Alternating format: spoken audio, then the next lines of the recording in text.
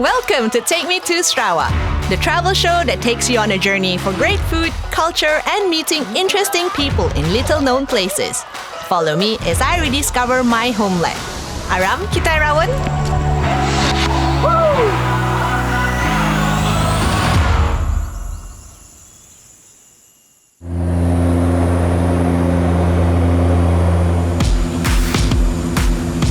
This week, we are taking a twin otter flight to explore a very special place, Lawas. Located close to the border of Brunei and Sabah, Lawas is a popular transit town. And it is also home to a large community of Lun Bawang people.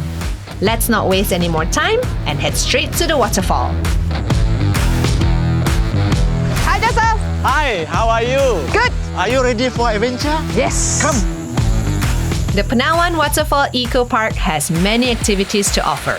And today, we're going to learn how to eat, hunt, and play the Lun Bawang way. Oke, ini adalah permainan tradisional yang ada di sini. Ini dipanggil sumpit. Ini yang bentuk original, tradisional, dan ini yang bentuk modern.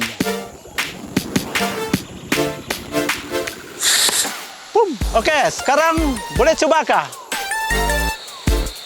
Betul kah like this? Yes. Oh, this is so scary.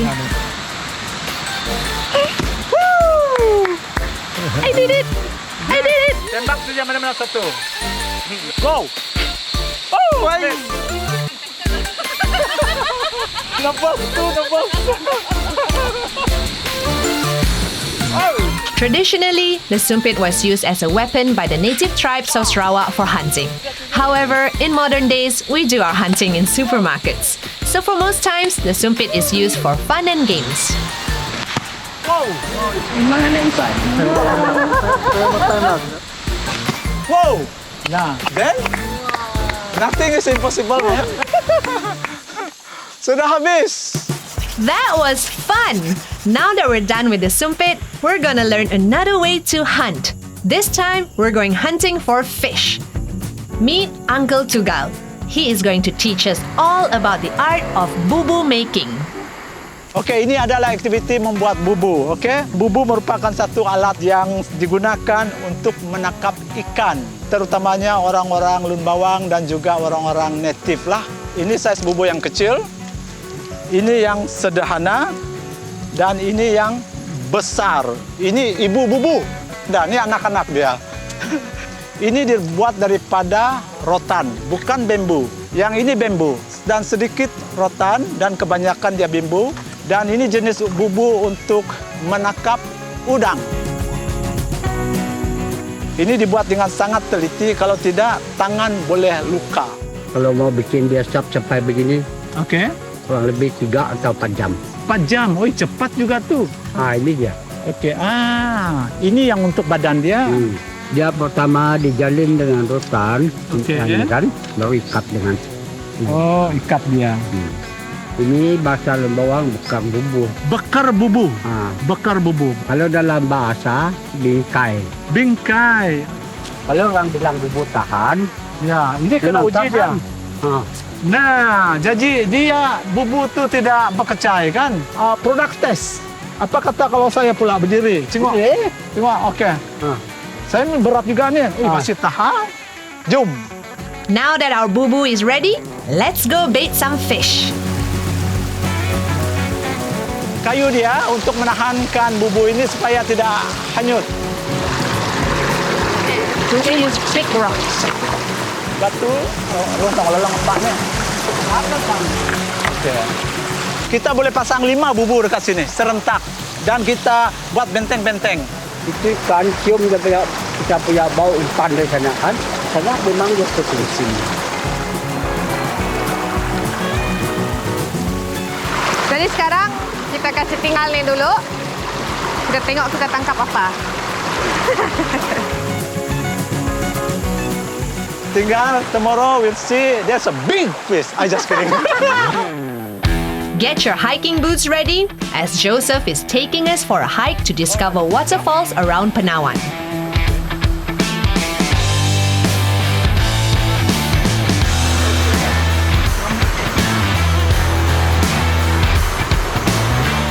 So far okay? So far, so good. Alright, good. Kita ada 10 air terjun. Ke sebelah sini ke air terjun 2. Hanya berapa minit sahaja. Jom. Orang boleh pilih pergi ke air terjun 3 ke 6 ke ataupun 10. Okey, di sini dia agak licin. Pastikan tangan kamu pegang tadi lah. Kalau masa hujan dia akan licin lah.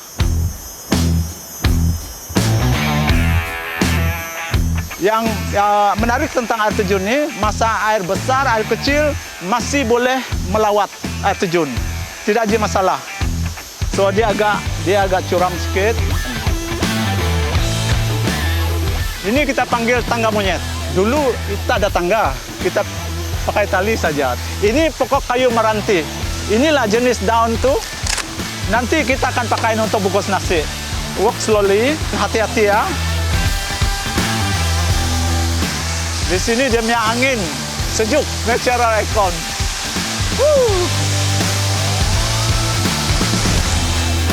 Wow!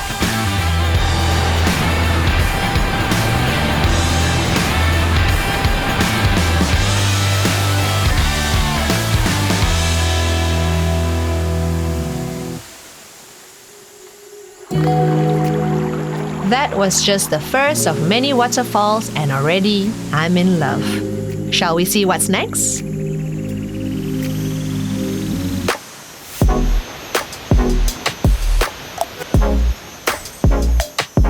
Okey, ini adalah air terjun nomor 1 ya. Kita panggil dia air terjun Merengep. Selalu orang pergi piknik di sini. What's going on there? Mereka ni akan masak untuk kita makan tengah hari. Okey. Okay. Ya. Ini Aruran dan Irit. Hi! Okey, jom mari kita masak. Masak. Okey, nasi ini tadi sudah dimasak dengan air yang lebih banyak supaya nasi itu lembut. Okey? This is a Lun Bawang staple called Nuba Laya. It has the texture of mashed potatoes. These rice packets were the primary food source for long journeys or hunting trips, as it remains edible for up to 3 days even without refrigeration. Okay. Macam mana nih? Ya, pusing dari Sini. pusing ya. Wah. Baru di bawah. Tada! Wah, yang ini lagi besar. Ya, sedang kebukus. Sama juga style ya kan? Ya. Tutup. Begini. Iyalah. Oke lah. Aside from Nuba Laya, we're gonna make other traditional Lun Bawang dishes. Sekarang mereka akan mula dengan menu bitter kuru ataupun bubur bayam. Cooking veggie tree.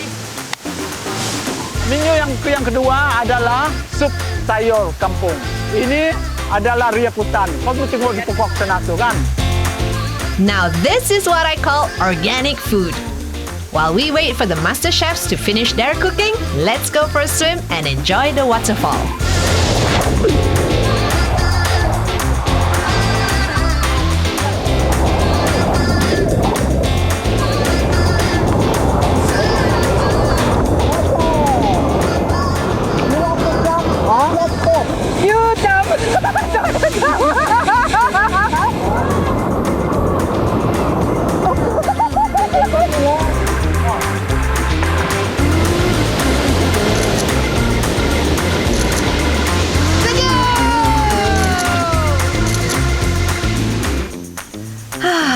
What a great day! Now let's enjoy this hot, soupy rice and the sight of the waterfall. See you in a bit!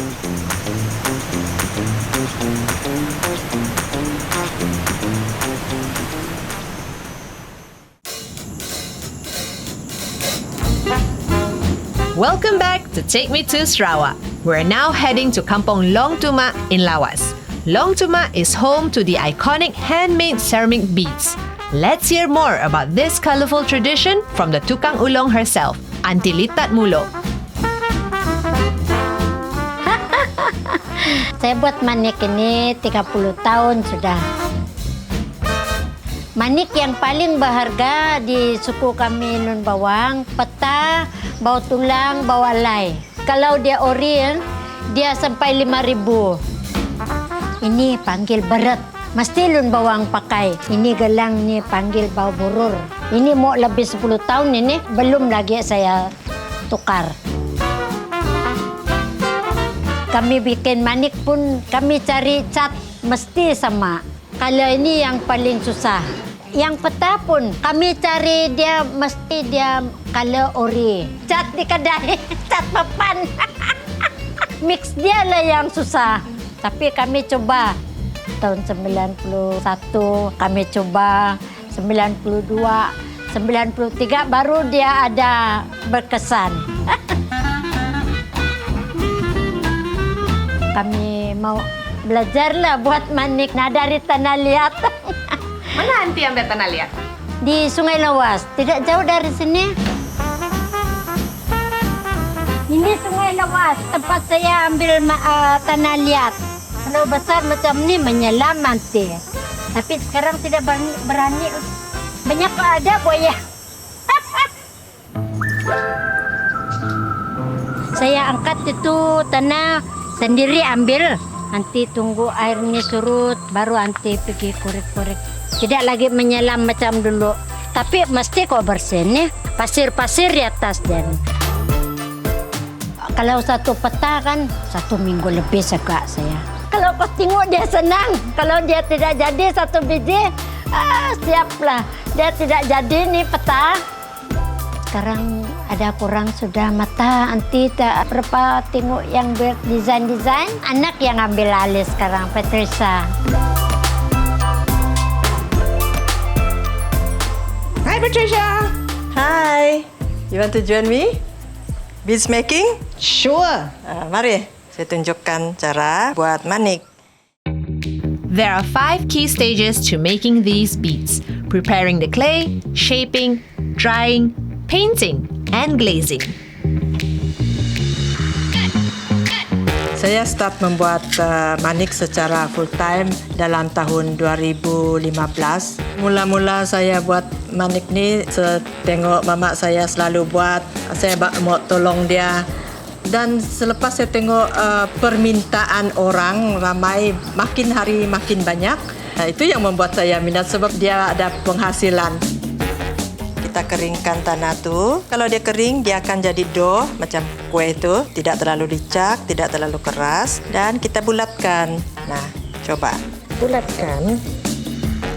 Bukan hanya kaum etnik, yang bukan orang Sarawak pun minat dengan manik ni, terutama sekali manik seramik karena dia tahan lebih kurang dengan glass beads juga.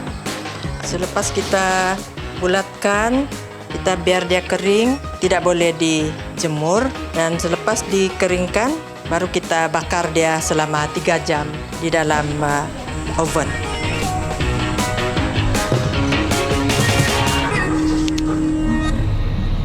Selepas kita bakar, mungkin mengambil 1 hari untuk dia sejuk. Warnanya akan berubah.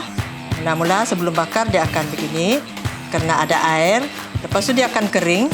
Baru kita mula cat dan lukis satu persatu menggunakan kayu kecil.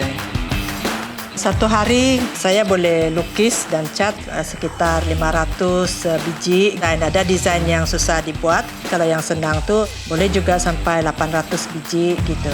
Ya.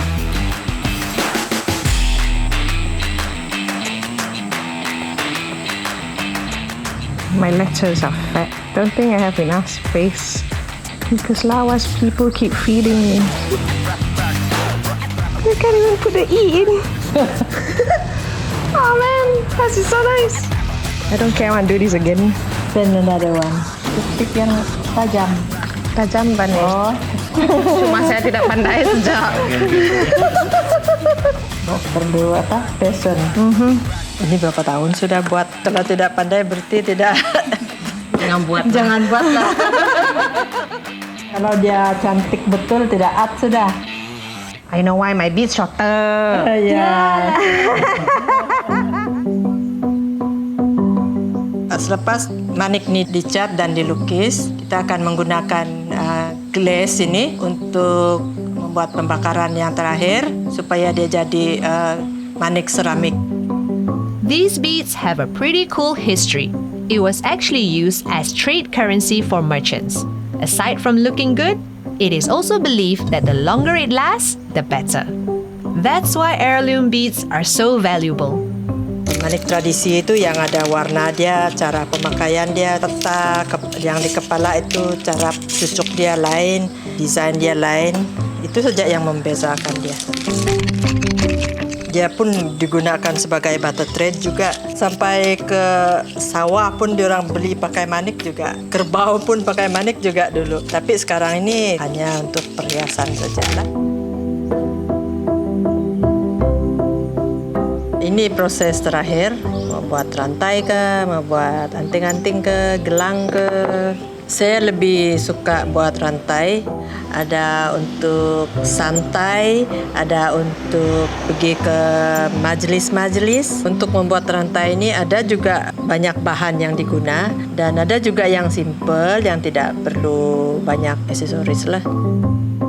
Untuk membuat manik ni secara kesimpulannya lebih kurang 2 minggu lah untuk satu proses manik. Membuat manik ini memang susah, memerlukan kesabaran dan minat. Tetapi saya suka membuat manik sebab dia ada arti yang mendalam dan itu menjadi satu sumbangan saya bagi warisan. Saya happy, saya punya anak sambung ni manik. Anak saya sudah berjaya. Kalau Malaysia ni, di sini saja handmade piece. Dalam hati saya mau mereka mesti pandai buat manik supaya mereka tidak pupus. Mengekalkan sebuah warisan itu adalah sangat penting sebagai identiti satu etnik dalam masyarakat. Alagucu Naruk Peteju. Auntie Litat was conferred the title Defender of the Realm by the Agong. And with Patricia following suit, we hope this tradition never ends.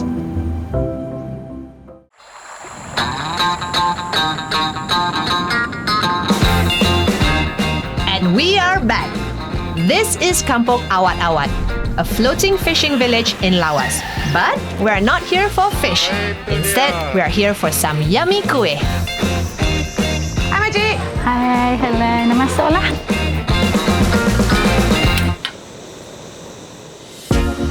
This is Nenek Buntar, purveyor of kuih for Kampung Awat Awat.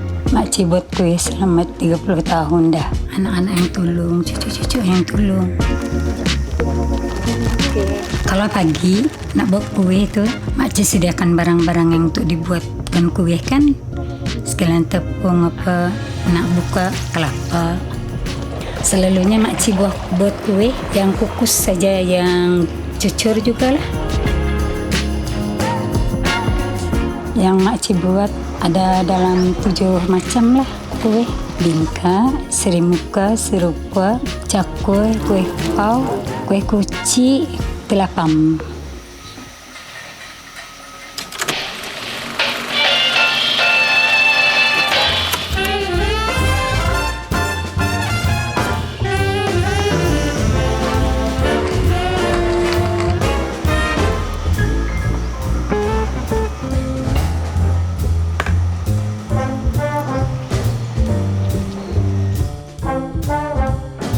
Ambil. Kuat. Okey. Bulat, kasih pingit. Okey. Okey. Tekan. Tekan dia. Okey. Lepas tu bulatkan. Bolehlah. Okeylah. Oh, okeylah. Nanti ingat kan? Nanti jangan jual dia punya.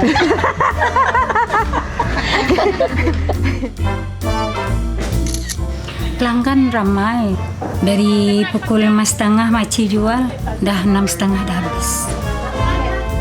Selalunya kalau buat kue ni kan, berapa biji satu hari?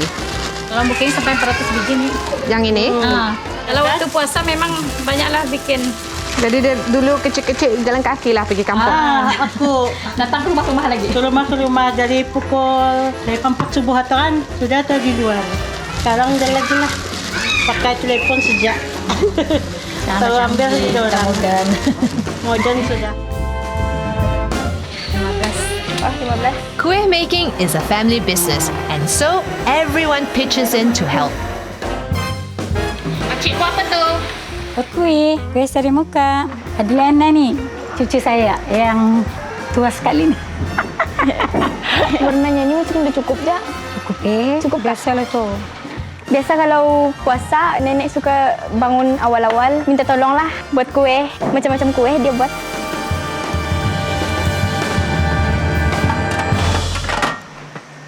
Okay. Oh my, these kuih look so yummy.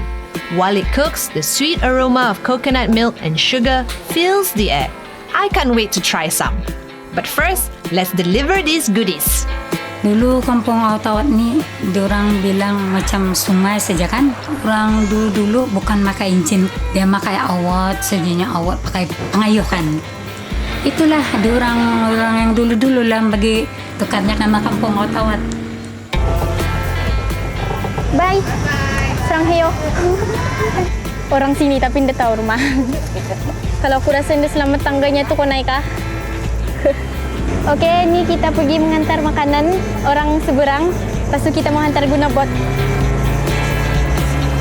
Ada 8 beg ni, semua ni. Lepas tu saya mau hantar yang dekat-dekat sini dulu. Memanglah kami panggil kampung bangsal sini. Sini adalah selalu customer yang beli dekat nenek saya. Pelanggan setia macam tu.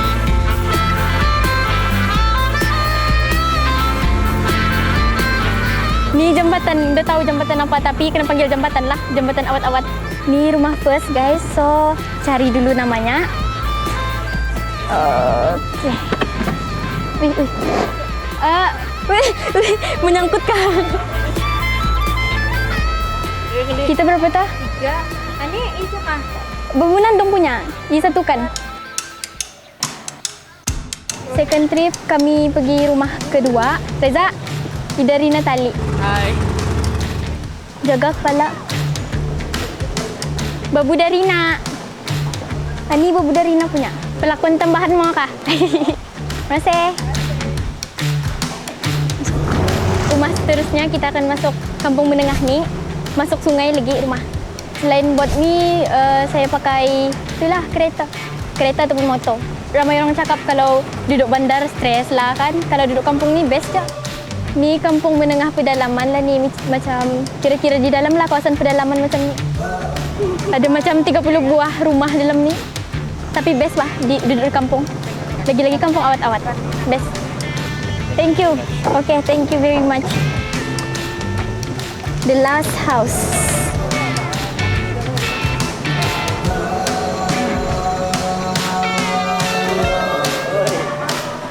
Okay, ni rumah paling last. So, bentar dulu. Ada orang kah? Assalamualaikum. So, semua makanan sudah dihantar di kampung air. Kampung air Awat-Awat. So, let's go balik rumah. Can we take a selfie? Okay.